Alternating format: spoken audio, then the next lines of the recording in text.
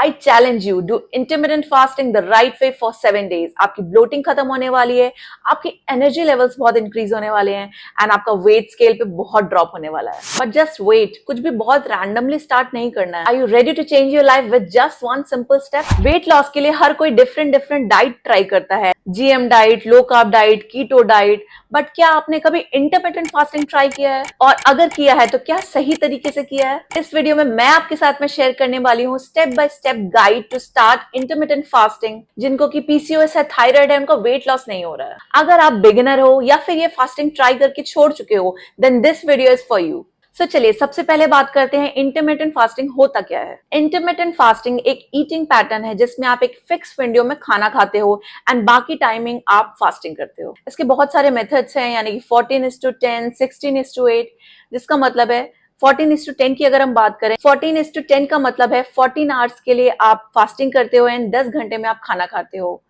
वैसे ही 16:8 का मतलब है आप 16 घंटे की फास्टिंग करते हो एंड बाकी जो 8 घंटे बचे हैं उसमें आप अपना खाना खा सकते हो। बट हमारा सबसे पॉपुलर फास्टिंग पैटर्न है 16:8, जिसमें आप 16 घंटे की फास्टिंग करते हैं एंड 8 आवर्स में आप अपना खाना खाते हैं। फॉर एग्जाम्पल, अगर आप आज रात में 8 बजे खाना खा रहे हैं तो आपका नेक्स्ट मील होगा नेक्स्ट डे सुबह दोपहर के 12 बजे। ये हो गया आपका 16 घंटे का फास्टिंग। सो इस इंटरमिटेंट फास्टिंग का मतलब ये नहीं है कि आपको भूखे रहना है, स्टार्व करना है। इट्स जस्ट आपको कि कुछ टाइम के रिस्ट्रिक्शन के साथ में खाना खाना है एंड स्मार्टली खाना खाना है। तो अब बात करते हैं हमें कौन सा फास्टिंग पैटर्न ट्राई करना चाहिए। सो वुमेन्स के लिए जिन्होंने भी इंटरमिटेंट फास्टिंग कभी भी ट्राई नहीं किया है तो उनके लिए बेस्ट पैटर्न है 14:10, जिसमें 14 घंटे की आप फास्टिंग करेंगे, 10 घंटे का आपका खाने का विंडो होगा। बिकॉज कुछ भी अगर हम अपनी बॉडी पे ट्राई करते हैं, हमको बहुत स्लोली ट्राई करना चाहिए क्योंकि हमारी बॉडी अडेप्ट होने में टाइम लगती है। सो 14:10 एक आइडियल पैटर्न है जो हम ट्राई कर सकते हैं। फॉर एग्जाम्पल, अगर आप सुबह 9 बजे अपना नाश्ता कर रहे हैं, ब्रेकफास्ट कर रहे हैं, तो आप 7 बजे तक अपना सारे मील्स फिनिश कर लेंगे।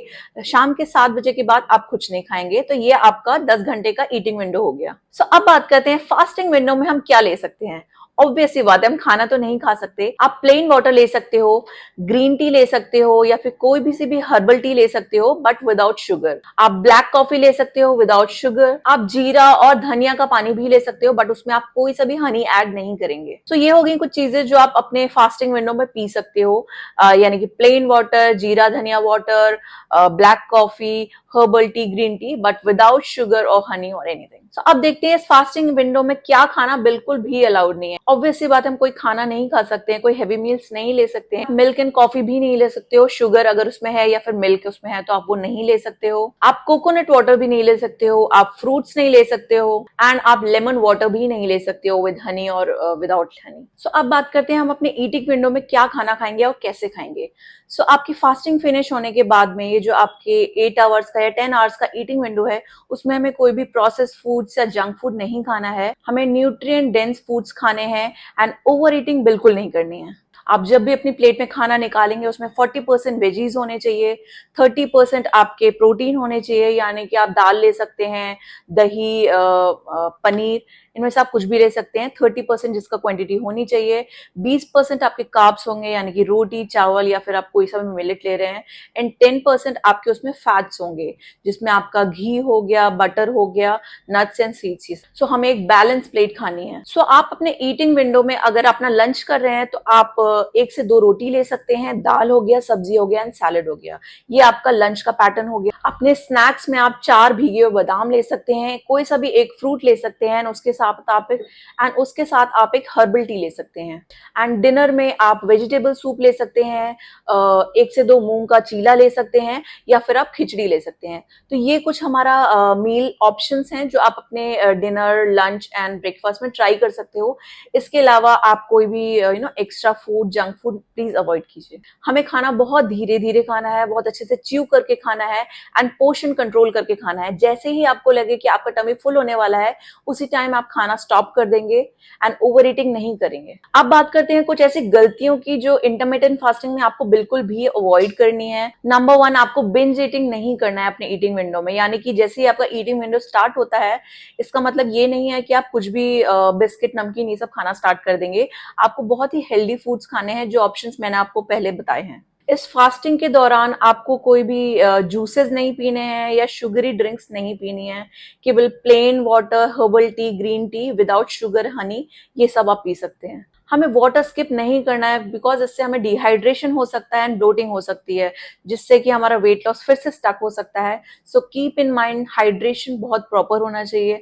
आप दिन में कम से कम 3 से 4 लीटर पानी जरूर पिएंगे। प्रोटीन हमें एक बहुत प्रॉपर अमाउंट में खाना है। अगर हम प्रोटीन प्रॉपर अमाउंट में नहीं लेते हैं, हमारा मसल लॉस होगा एंड हमें बहुत क्रेविंग्स होंगी खाने के, एंड हम अपना ये इंटरमिटेंट फास्टिंग का पैटर्न फॉलो भी नहीं कर पाएंगे। So keep in mind, protein बहुत अच्छे अमाउंट में आपको लेना है। And mistake number 5, inconsistent routine. अगर आप इंटरमिटेंट फास्टिंग 4 दिन करेंगे फिर छोड़ देंगे या 2 दिन करेंगे फिर छोड़ देंगे, उससे आपको कोई भी रिजल्ट नहीं मिलेगा। इसलिए आपको कंसिस्टेंसी से अपना ये रूटीन फॉलो करना है। सो ये कुछ और टिप्स हैं जिसका आपको ध्यान रखना है इंटरमिटेंट फास्टिंग के दौरान। सो अगर आपको पीसीओएस है तो हो सकता है आपका हार्मोन साइकिल थोड़ा सा इंपैक्ट हो सकता है इस पैटर्न से। अगर आपको पीसीओएस एंड थायराइड है तो आपको ध्यान रखना है कि आप ये फास्टिंग पैटर्न स्लोली स्टार्ट करेंगे ताकि आपकी बॉडी अडेप्ट कर पाए इस चेंज के लिए। And most important, rest is बहुत इंपॉर्टेंट है। अगर आप कॉन्टिन्यूसली पूरे मंथ तक इंटरमिटेंट फास्टिंग करते रहेंगे तो आपकी बॉडी थक जाएगी। सो बेटर है आप थोड़े दिन तक, मे बी 1 वीक तक आप इस इंटरमिटेंट फास्टिंग को ट्राई कीजिए एंड थोड़ा सा रेस्ट दीजिए अपनी बॉडी को। सो इससे आपको और अच्छे रिजल्ट्स मिलेंगे। जब भी आप ये पैटर्न फॉलो कर रहे हो तो ध्यान रखिए, थोड़ा सा वॉक करिए, एक्सरसाइज करिए या योगा कीजिए। कुछ भी workout pattern for at least 30 minutes a day आपका होना चाहिए। अगर आपको पीसीओएस है तो आप अपने हार्मोन्स को बैलेंस करने के लिए सीड्स का कॉम्बिनेशन ले सकते हो, यानी कि flax seed, pumpkin seed, chia seed, इनका आप कॉम्बिनेशन लीजिए। ये सब लेने से आपके हार्मोन बहुत अच्छे से बैलेंस होंगे। सो अब आपको इंटरमिटेंट फास्टिंग फॉलो करने के लिए कोई और वीडियो देखने की जरूरत नहीं है। बस इस वीडियो को दोबारा देखिए, अपने नोट्स बनाइए एंड मंडे से आप इस रूटीन को स्टार्ट कीजिए फॉलो करना। अगर आपको ये वीडियो अच्छी लगी है तो लाइक कीजिएगा एंड अपने फ्रेंड्स, कलीग्स, मम्मी, आपके घर में जो भी लेडीज हैं जिनको भी हार्मोन इम्बैलेंस है या वेट लॉस का इश्यू है, सो प्लीज आप उनको ये वीडियो शेयर कीजिए। अगर आपने मेरा चैनल सब्सक्राइब नहीं किया है अभी तक तो प्लीज सब्सक्राइब कीजिए। Till then stay fit and healthy. Bye bye.